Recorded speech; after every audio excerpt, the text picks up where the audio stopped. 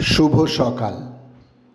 আজ 15ই শ্রাবণ 1431, ইংরাজির 31শে জুলাই 2024। আজকের দিনে 1995 ভারতে প্রথম মোবাইল ফোন চালু হয়। কলকাতার মহাকরণে বসে কথা বলেন পশ্চিমবঙ্গের তৎকালীন মুখ্যমন্ত্রী Jyoti Basu, union communication minister সুখরামের সঙ্গে। 31শে জুলাই 1880 বারাণসীর লামোহিতে জন্মগ্রহণ করেন আধুনিক হিন্দি ও উর্দু ভাষার সফল লেখক মুন্সী প্রেমচাঁদ। তাঁর আসল নাম ধনপত রায়।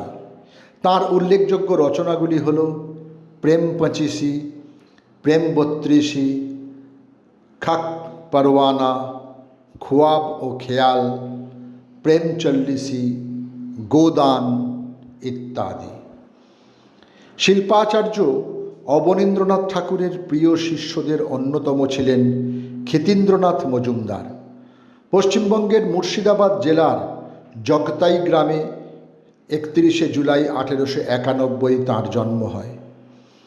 1912 সালে নন্দলাল বসুর সঙ্গে একসাথে শিক্ষকতার দায়িত্ব গ্রহণ করেন Indian school of oriental art. শিল্পাচার্য তাঁর দুই প্রিয় শিষ্য সম্পর্কে বলেছেন, আমার দুই হাতের একটি নন্দলাল, অপরটি ক্ষিতীন্দ্রনাথ। নন্দলাল শিবসিদ্ধ আর ক্ষিতীন্দ্র চৈতন্য সিদ্ধ। সূক্ষ্ম রেখা রচনা ও সুমধুর বর্ণবিন্যাসে ক্ষিতীন আমাকেও পরাস্ত করেছে। 1904 আজকের দিনে বর্তমান বাংলাদেশের ফরিদপুরের মাদারীপুরে জন্মগ্রহণ করেন বিবেকানন্দ মুখোপাধ্যায়। সাংবাদিকতা ছাড়া যুদ্ধ সংক্রান্ত লেখালেখিতে তিনি ছিলেন অনবদ্য। জাপানি যুদ্ধের ডায়েরি ও রুশ জার্মান সংগ্রাম, এই দুইটি পাঠক মহলে সমাদৃত হয়। 31শে জুলাই 1947 বম্বেতে জন্মগ্রহণ করেন হিন্দি সিনেমা জগতের তারকা অভিনেত্রী মুমতাজ। 1958 শিশু শিল্পী হিসেবে তাঁর কর্মজীবন শুরু। তাঁর অভিনীত সিনেমাগুলি হল Faulad, Veer Bhimsen, Tarzan comes to Delhi, Sikandar-e-Azam ইত্যাদি। অগ্নিযুগের শহীদ মার্ক্সবাদী বিপ্লবী ছিলেন উধম সিং।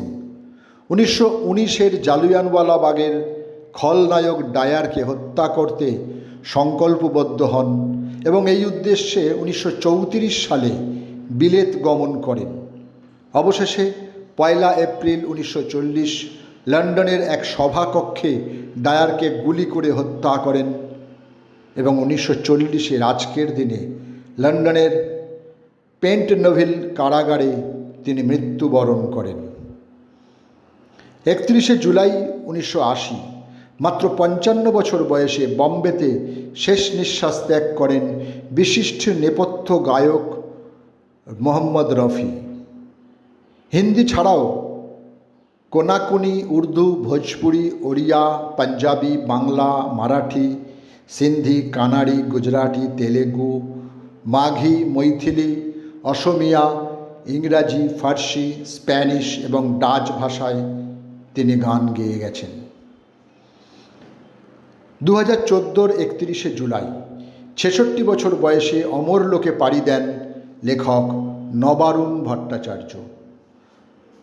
আন্ত্রিক ক্যান্সারে আক্রান্ত হয়ে ঠাকুরপুকুর ক্যান্সার হাসপাতালে চিকিৎসাধীন অবস্থায় তাঁর মৃত্যু হয়। তিনিই তো প্রথম বলেছিলেন, এ মৃত্যু উপত্যকা আমার দেশ না। সকলকেই আমার আনত প্রণাম।